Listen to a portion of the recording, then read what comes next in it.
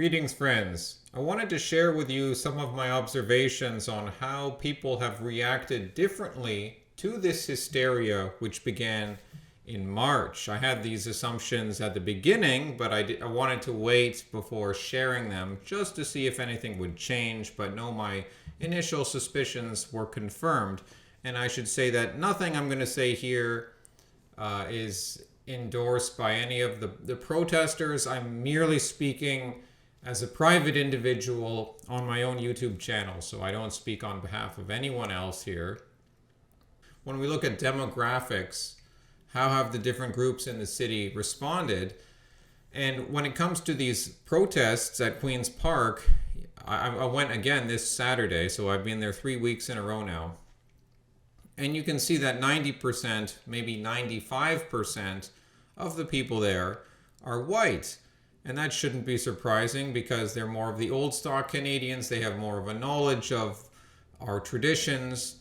And maybe you could say it's just part of our European heritage. We've more of this tradition of individual rights, which you won't really find in other cultures. And with all the immigrants that are in the city, maybe even if they did come from a culture which has strong individual rights, maybe because they're immigrants, they're uncomfortable to do anything that would maybe get them in trouble or put them in a bad light. I don't know, I'm just guessing there. But the fact is, you can see that this is almost like a form of white-ism, you fill in the blank, by default, because I'm not speaking on behalf of anyone else there, but a lot of them would probably say they're Canadian patriots. They believe in the flag, and by the way, there's people from different groups there. I'm not downplaying that at all. Some people who aren't white have probably contributed to this, so I'm no way downplaying their contribution. And if we want to defeat this lockdown, then you're going to need different cultures to come together. You're going to need different races, at least to some extent, to come together. But that doesn't mean that you can't point out, demographic factors here. And it is a fact that it's mostly the whites here in Toronto. And from what I've seen in the States, it seems like it was mostly whites protesting the lockdown too. Now, I don't know about everywhere. I don't know about in California. Apparently, they had some large lockdown protests in California. I don't know. I mean, there's more Hispanic people there probably. So, I'm not, don't take on everything I'm saying as 100% correct. I'm just trying to share with you my observations. And now when it comes to the wearing of masks, white people also seem to wear the mask much more less than the other cultural groups in the city. Now, obviously, there's lots of white people who do wear the mask, and some of them are the biggest virtue signalers, and the Karens and the snitches and the people will tell you to fall in line. And this includes healthy white men even. But overall, and this is confirmed by Will, because I asked Will, and he bikes around the city too, just like I do, and he drives around the GTA, the Greater Toronto Area, and he sees all the people out and about, and he has confirmed with me that yes, of course, whites are wearing the mask a little less. And when it comes to all the groups, I mean, they probably all wear the mask less than 50% of the people.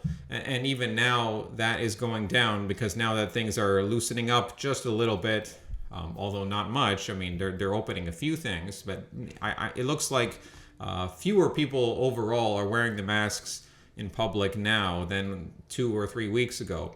But nonetheless, the thing that has surprised both my friend and I was was not necessarily that East Asians wear a lot of masks. That was kind of, to be expected. They wore masks to some extent even before this hysteria began.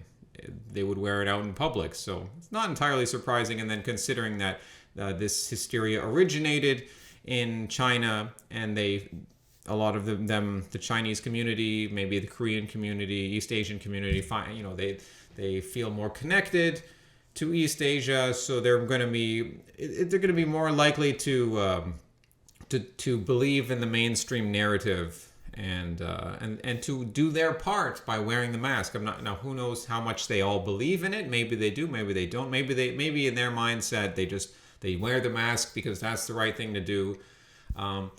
But that's not entirely surprising, although it does point out that I mean, we know that obviously wearing the mask is based on poor science, and the whole hysteria itself is based on faulty science and bad data. So the one conclusion I would draw for the moment, which is not a final conclusion, but for the moment I would say perhaps, having a high IQ, because East Asians have a high IQ, does not necessarily mean as a group you will be smarter. It depends on what you call smarter. I mean, they have more group cohesion, which has its advantages, but when it comes to something like this, it's very interesting, because I see people driving by the protests in that part, downtown Toronto, and there's obviously so many people from an East Asian background here, immigrant community or second generation or even third generation, and I see that, and they do well. They're not working class, they're middle class, upper middle class. I see them in their nice cars, dressed nicely, a couple, man and woman driving by, dressed decently, but the windows are closed, and they've both got the mask on in the closed car. I mean, even people who are genuinely freaked out, a lot of them take the mask off when they're in the car. But no, you see a lot of the Asian couples wearing the mask in the car and staring at us very, very confused. Generally not hostile. Much of the hostility comes from other white people or brown people or who knows what people. But again, I know I'm going on here, but it's not... The East Asian preponderance in mask wearing wasn't so surprising. What was surprising to my friend and I was that how many black people have bought into the hysteria and are wearing the masks. And I mean this as a compliment to black people, because they're relaxed people. Like my own people, white people, we're more stressed. We're more high strung. Asians are more, they're not a very chill or relaxed people. So... And this is Canada. I don't know, black people in the U.S., I can't comment. Maybe that's slightly a different thing. But I mean all the blacks that you would think of traditionally, and I mean Caribbean immigrants. I mean Ethiopians, Somalian people, and I draw the line with South Asians because a lot of Indian origin people, they wear the mask a lot too. That's very common, and so do Latinos, so do Hispanics. I would never stare at an older person, like someone above 55, 60, or I would never stare at a woman because they're wearing a mask to like kind of like laugh at them. But men, if it's below 40, especially if it's like in their 20s and it's like you just look like a healthy dude, unless you can explain to me that you have some medical condition, like why are you wearing that stupid mask? Why are you wearing that? Especially if you're a teenager. I mean, give me a goodness. And like often it's like three guys, they're biking, and then like three friends, and then the one friend has the mask. Yeah, a lot of the construction workers, Latinos, like even strong guys, even though guys that should have lots of testosterone. I see one of these guys in Walmart, he's got like the full visor, and I mean, he's just buying. He's not at work there. He's not being forced to wear that. I kind of smiled at him and like, nice mask, man, as I passed by. But anyways, so I don't know why the blacks were so scared of this thing.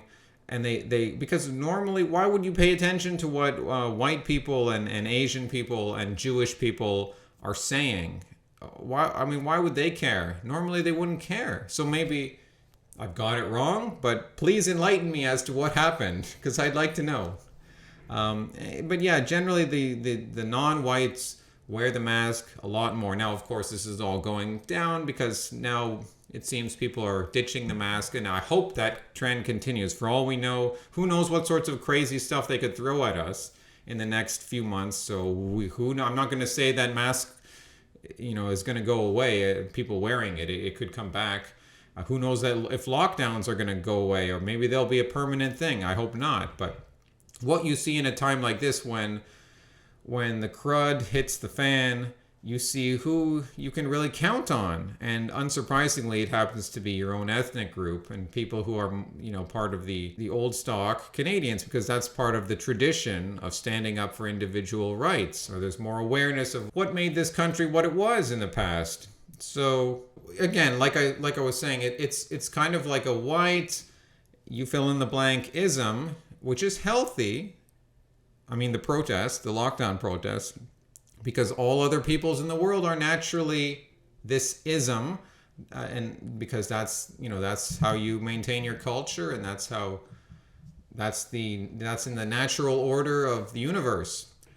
But none of the people there would necessarily think in racial terms, and that's healthy and that's good, but it's almost like a default form because we are standing up obviously for our way of life, for our freedoms, and you could say even for our Christian heritage to an extent. But meanwhile, on the dissident right, is anyone talking about this? I mean, obviously the left isn't talking about it, but no, I don't think many people on the dissident right are talking about this. The only one that I can think of that has a significant online following would be Ramsey Paul.